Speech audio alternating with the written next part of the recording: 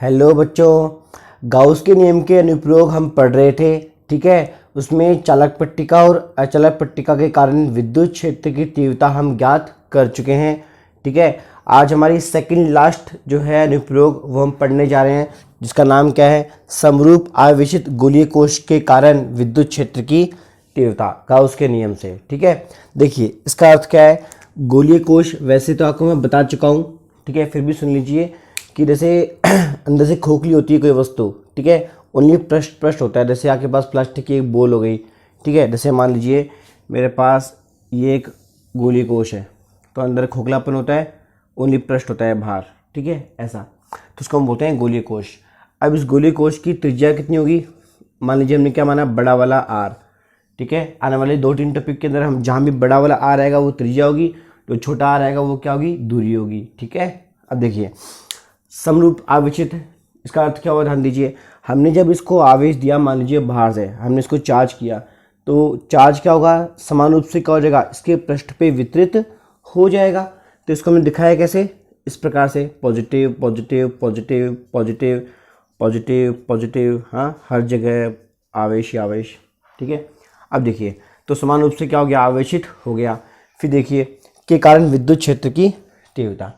अब देखो बच्चों, ऐसे टॉपिक में हमें करना क्या पड़ता है, हमें विद्युत क्षेत्र की तीव्रता के 3 केस लेने पड़ते हैं, 3 संभावनाएं लेनी पड़ती है। एक तो गोलीय कोश के बाहर, एक गोलीय कोश के पृष्ठ पे, और एक गोलीय कोश के अंदर। जैसे अभी नेक्स्ट टॉपिक आएगा चालक गोला, तो उसमें भी ये आएगा। इसके नेक्स्ट आएगा अचालक गोला, अचालक गोला, तो उसमें भी क्या आएगा, वही आएगा। ठीक है, 3 संभावनाएं हम लेते हैं। ठीक है, अब देखिए तो सबसे पहले हम क्या मानते हैं, ध्यान दीजिए कि हमारे पास एक गोलीय कोश है जिसकी त्रिज्या r है, उसको समान रूप से आवेशित किया गया है तथा आवेश की मात्रा क्या है, q है। ठीक है, या फिर आप क्या ले लीजिए, बड़ा वाला q, कोई दिक्कत नहीं है, चलेगा। ठीक है, फिर देखिए चूंकि आवेश इस पर क्या है, पृष्ठ पे विद्यमान है, पृष्ठ पर क्या है, विद्यमान है, अंदर नहीं है, तो हम क्या लेंगे इसके लिए, पृष्ठीय आवेश घनत्व। आपको मैंने कहा था कि जो घनत्व के जो परिभाषाएं हैं वो वस्तु के प्रकृति पर निर्भर करती है। याद आया, वस्तु जैसे रेखीय होती तो हमने क्या लिखा था, रेखीय आवेश घनत्व तार के लिए। ठीक है, वस्तु किसमें होती, 3D में होती, त्रिविमीय होती, जैसे गोला शंकु, तो उसमें हम क्या लेते हैं, आयतनावेश घनत्व। यहाँ पृष्ठ पर आवेश है तो हमने क्या ले लिया, पृष्ठीय आवेश घनत्व। क्या बनेगा, ध्यान दीजिए, सिग्मा बराबर, ऊपर क्या आता है, आवेश, और बट्टे में क्या रहता है, क्षेत्रफल, एरिया। ठीक है, तो देखिए क्या बनेगा, सिग्मा बराबर आवेश हमने कितना माना, मान लीजिए बड़ा वाला, क्यों, कोई दिक्कत नहीं है, क्षेत्रफल हमने क्या मान लिया, ए मान लिया। ठीक है, अब देखिए अब हम 3 संभावनाएं लेंगे। तो पहले आप क्या लिखोगे, इसके बाद इस गोलीय कोश के लिए हम 3 संभावनाएं लेते हैं।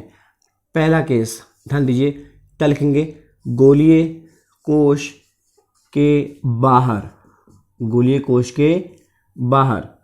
ठीक है, अब देखिए बाहर का मतलब इससे बाहर, तो जैसे भी बाहर, तो मान लेते हैं कि ओ मूल बिंदु जो है, जो केंद्र बिंदु है, इससे r दूरी पर हमने क्या माना, एक गाउसियन पृष्ठ माना। भी हम गाउस के नियम के अनुप्रयोग पढ़ रहे हैं, तो गाउस के नियम के अंतर्गत हमें क्या पढ़ना पड़ेगा, गाउसियन पृष्ठ पढ़ना पड़ेगा। ये थोड़ा सा इसमें कट रहा है, इसको नीचे, इसको मैं मिटा देता हूँ, आप ध्यान रखिएगा। इसके लिए हमने लिया क्या है, सिग्मा लिया है। ठीक है, अभी एक मिनट रुकिए, ये लीजिए, ठीक है, इसको मैं मिटा रहा हूँ ताकि डायग्राम में आपको दिक्कत नहीं आए।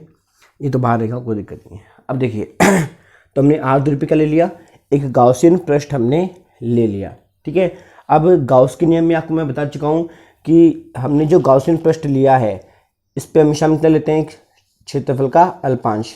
याद आया, अब इसकी दिशा किस तरफ होगी, इस तरफ होगी, तो प्लस में कितना लिख दोगे, dA वेक्टर।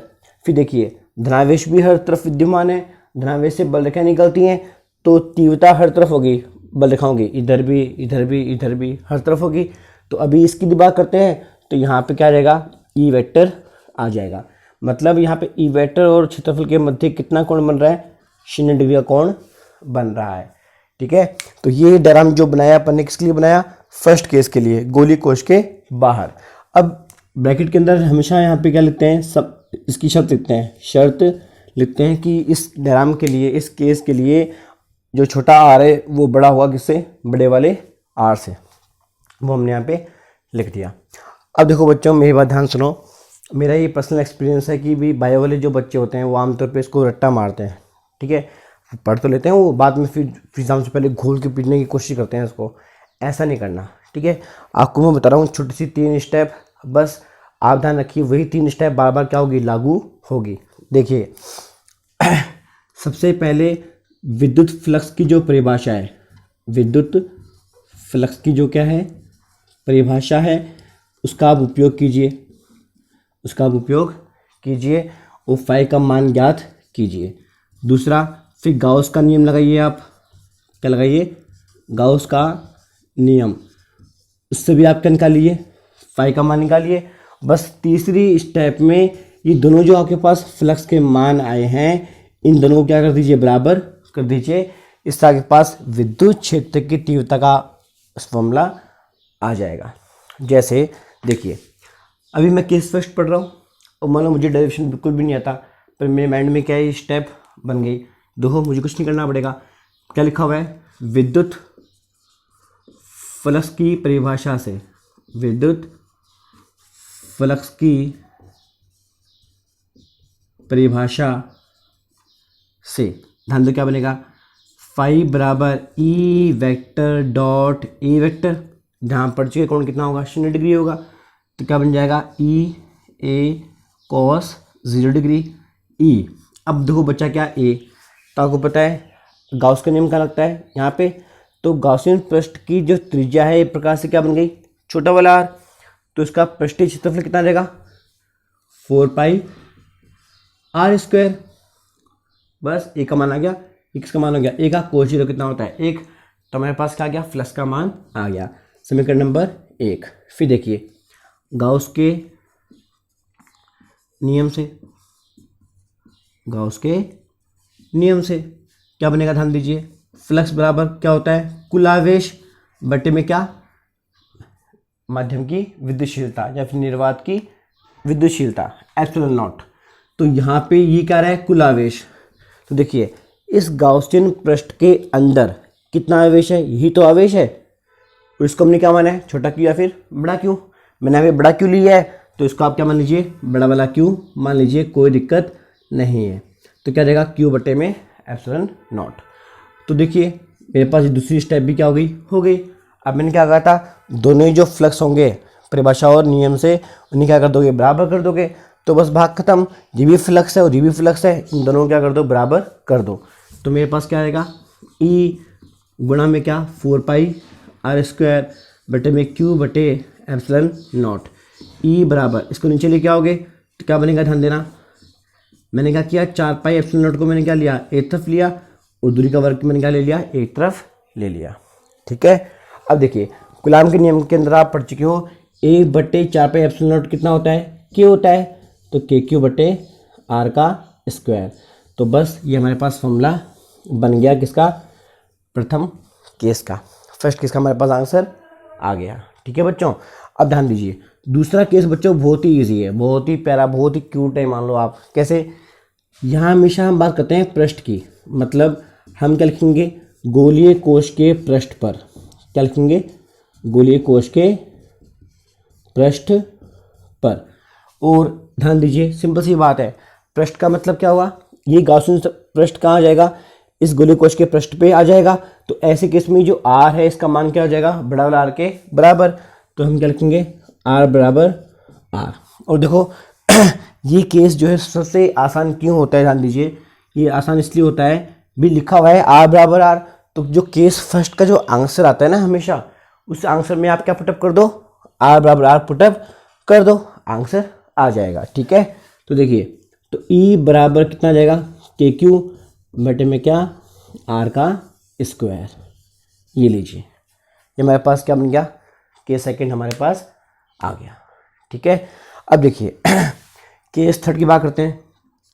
केस थर्ड, गोलीय कोश के अंदर, गोलीय कोश के अंदर। अब देखिए अंदर का देखो मतलब क्या है बच्चों, ध्यान देना, इसमें आपको बनाना पड़ेगा नया डायग्राम। मतलब ये जो गॉसियन पृष्ठ है ये अंदर जाएगा यहाँ पे। जैसे मैं चलो बना देता हूँ आपके लिए, ध्यान दीजिए। जैसे मान लीजिए मैंने गॉसियन पृष्ठ को यहाँ से मिटाया और इसको मैंने कहाँ बना दिया, अंदर की तरफ। एक मिनट, ये लीजिए, देखिए यहाँ मैंने दूरी कितनी मान ली, आर मान ली, त्रिज्या मान लीजिए, इसको कोई दिक्कत नहीं है गॉसियन पृष्ठ की, चलेगा क्योंकि सममित है ये आकृति, ठीक है। तो क्या जाएगा, बड़ा वाला आर। अब देखिए आप, अब आर का मान छोटा है किससे, आर से, तो ऐसे केस में हम क्या बोलते हैं, गोली कोश के अंदर। अब देखो बच्चों, इसका तो उत्तर बहुत ही आसान है, इसमें कोई गणना नहीं करनी पड़ती केस थर्ड में। क्यों, ध्यान दीजिए, पूरा आवेश कहाँ है बच्चों, पृष्ठ पर है, गॉसियन पृष्ठ कहाँ है, अंदर है। तो गॉस का नियम हम जब लगाएंगे किसके अंदर, इसके अंदर, तो ये क्या बोलता है, कुल आवेश किसमें, गॉसियन पृष्ठ में। तो गॉसियन पृष्ठ में इस समय कोई भी आवेश उपस्थित नहीं है, ठीक है। तो होता क्या है, केस थर्ड में हम जब गॉस का नियम अप्लाई करते हैं तो यहाँ पे कुल आवेश का मान कितना आता है, 0 आ जाता है। तो फ्लक्स का मान क्या होगा, 0 आ जाएगा।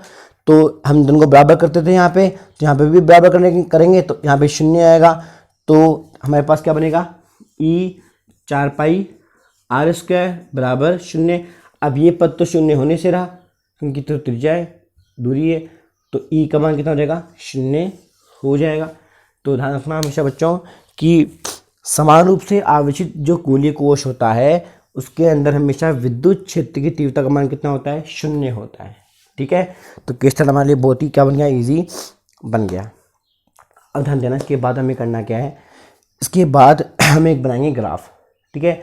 उस ग्राफ में हमें करना क्या पड़ता है कि हमारे पास जो तीनों केस आए हैं, केस फर्स्ट, केस टू और केस थर्ड, इनके जो आंसर है उनको हम दर्शाते हैं किसमें, ग्राफ के अंदर। कैसे दिखाएंगे, ध्यान दीजिए, इसके लिए मैं मिटा रहा हूँ उसको, ठीक है। तो वीडियो को पॉज करके इनको आप लिख लेना, आपके नोट्स प्रिपेयर हो जाएंगे, ठीक है। अब आ करते हैं ग्राफ की। अब देखो, जो बायोलॉजी वाले बच्चे होते हैं वो ग्राफ को भी रट्टा मारते हैं। मैं उनसे गुजारिश करूँगा कि वो रट्टा नहीं मारे, समझें, फिर इसको समझना चाहिए आप लोगों को, ठीक है। रटने से कुछ नहीं होने वाला। कितनी ग्राफ रटोगे आप, ध्यान दीजिए। मान लो मुझे ग्राफ बिल्कुल नहीं आता, ठीक है, बस मुझे इतना आता है भी मेरे पास 3 फॉर्मूले होते हैं, ये तो बाहर हो गया, ये पृष्ठ पर और ये अंदर, ठीक है। अंदर का मान कितना आया, ई बराबर 0। अब देखो ग्राफ कैसे बनता है, एकदम ईजी वे में आपको सिखा देता हूँ मैं।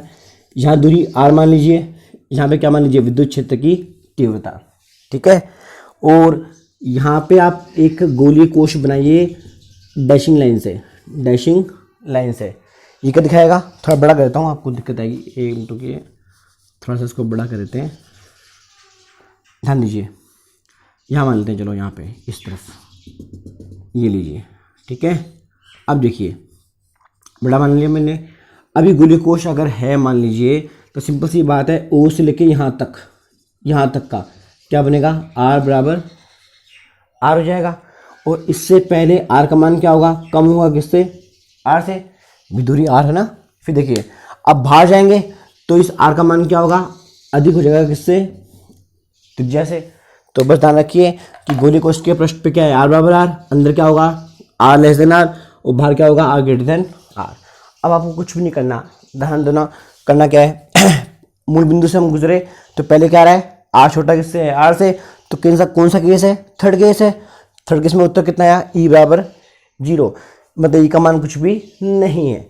तो बस इस रेखा को थोड़ा सा क्या कर दो, बोल्ड कर दो, क्या कर दो, बोल्ड। यहाँ पे क्या लिख दोगे, ई बराबर 0, ठीक है। फिर देखिए, फिर देखते हैं, आर बराबर आर आ गया, तो कौन सा केस हो गया, केस टू ये रहा, कितना रहा है, के क्यू बटे आर स्क्वायर, मतलब पृष्ठ पर कुछ ना कुछ मान है।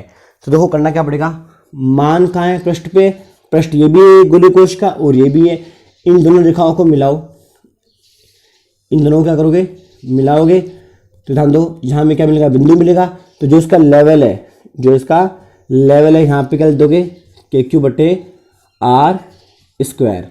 ये क्या दर्शाएगा कि यहाँ पे जो स्तर है, ई का मान वो कितना है, इतना है। और आपको पता है ये वाई अक्ष की भांति व्यवहार कर रही है, तो अब एक्स का मान कितना होगा, 0 होगा। तो कोऑर्डिनेट कितना आएगा, 0, के क्यू बटे आर स्क्वायर, ठीक है। अब देखिए थर्ड केस, देखिए आर बड़ा है किससे, आर से, तो कौन सा केस था, फर्स्ट केस। अब देखिए इसमें ई बराबर कितना आ रहा है, के क्यू बटे आर स्क्वायर। अर्थात ई जो है वो आर पे किस प्रकार से निर्भर कर रहा है, इस प्रकार से। ठीक है, तो देखिए आर का मान हम बढ़ाएंगे तो ई का मान क्या होगा, कम हो जाएगा। तो देखिए आर का मान हमने बढ़ाया तो ई का मान कम होना चाहिए, तो कहाँ से कम होगा, इस बिंदु से कम होगा, तो धीरे धीरे क्या हो जाएगा, कम होता जाएगा। ई समानुपाती किसके, 1/r² से। ठीक है, अब आपके दिमाग में सवाल उठा है सर ये ऐसे कैसे कम हुआ, तो याद कीजिए आपको मैंने जब पढ़ाया था विद्युत क्षेत्र की तीव्रता किसी बिंदु आवेश के कारण, ठीक है, उसमें भी आपके पास फॉर्मूला क्या आया था, यही आया था कि Q/r²। उसमें ग्राफ कैसे आया था, ऐसा आया था, तो सेम ग्राफ को हमने क्या डाल दिया, यहाँ पे डाल दिया। तो बच्चों इस प्रकार से हमारे पास ये टॉपिक पूरा हो गया। आपके लिए एक अच्छी बात ये होती है हमेशा 12th क्लास के अंदर कि आपको जो नेक्स्ट अनुप्रयोग है, जो अगला अनुप्रयोग होता है, उसके अंदर यहाँ पे क्या रहता है, चालक गोला, क्या रहता है, चालक गोला आ जाता है। वो क्या लिखा जाता है, टॉपिक का नाम क्या होता है इसके अंदर, फिर देखिए समरूप आवेशित चालक गोले के कारण विद्युत क्षेत्र की तीव्रता। तो आप बोलोगे साहब इसमें अच्छी बात क्या है, अच्छी बात सुनो ध्यान से कि जो डेरिवेशन गोलीय कोश के लिए होता है वही डेरिवेशन किसके लिए होता है, चालक गोले के लिए होता है। क्यों होता है, आपको मैंने पिछले वीडियो में बताया था कि चालक का अर्थ क्या है। जैसे मान लीजिए मेरे पास ये चालक धातु है, चालक मेरे पास कोई वस्तु है, इसको मैं जब आवेश दूंगा तो आवेश स्वतः ही समान रूप से क्या हो जाएगा, इस पे विद्यमान होगा। ठीक है, तो यही काम कहाँ हो रहा है, गोलीय कोश के ऊपर हो रहा है। तो बच्चों भूल मत जाना, गोलीय कोश जो होता है वो एक चालक गोले की भांति व्यवहार करता है। ठीक है, क्योंकि हम गोलीय कोश को भी हमने क्या दिया, आवेश दिया, तो आवेश क्या हो गया, समान रूप से क्या हो गया, वितरित हो गया। ठीक है, इसीलिए ये तीनों केस जो होते हैं ये रिपीट होते हैं वहाँ पर सेम टू सेम किसके लिए, चालक गोले के लिए। तो इसके बाद हम पढ़ेंगे बच्चों नेक्स्ट वीडियो के अंदर छठा अनुप्रयोग, जो कि लास्ट अनुप्रयोग है किसका, गाउस का। उसमें यहाँ पे कहा जाएगा अचालक गोला आ जाएगा, जो कि बोर्ड एग्जाम के लिए बहुत ही महत्वपूर्ण है। ठीक है, अब देखिए तो इस प्रकार से हमारा ये 5 अनुप्रयोग हमारे पूरे आज हो चुके हैं। ठीक है, तो बने रहिए हमारे साथ। वीडियो आपको अगर अच्छा लगे तो लाइक और शेयर सब्सक्राइब करना ना भूलें। मिलते हैं नेक्स्ट वीडियो में। ओके।